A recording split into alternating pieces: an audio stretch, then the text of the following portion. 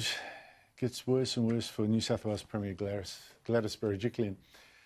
There's no smoking gun to prove that she was corrupt, but lots more today to suggest she should have known that her then boyfriend was.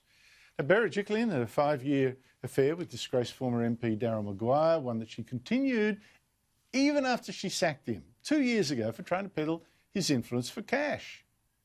It's been at it for a long time.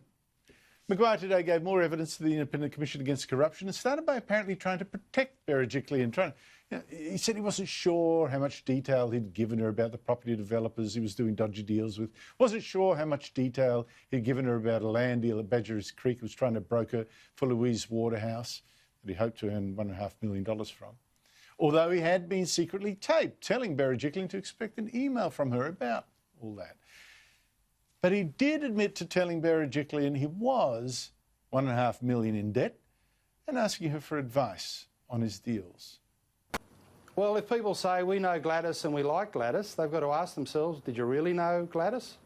Because the Gladys Berejiklian we're learning about now from this 5-year clandestine relationship with a property developer is very different to the way she presented at the last election. And in fact, that deception is a thing that I particularly grate against, in that the key point to own up to the authorities, report this guy and certainly break off the relationship was when he left the Parliament in disgrace and the ICAC investigation started up in the middle of 2018. But Gladys didn't do that, not because she loves New South Wales, not because she's thinking of the public interest, because she knew it would end her chances of running for the re-elected Premier in March 2019, 9 months later. She knew she'd be finished in politics if she went and did the ethical and right thing in reporting this guy for the wrongdoing.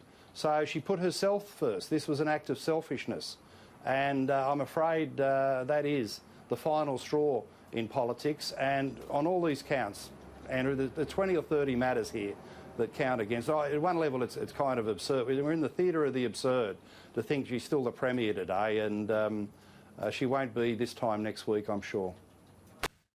Arriving 3 hours early with a strong coffee and snacks, Daryl Maguire knew today was the day he would have to kiss and tell. Were you in a close personal relationship with Ms. Berejiklian?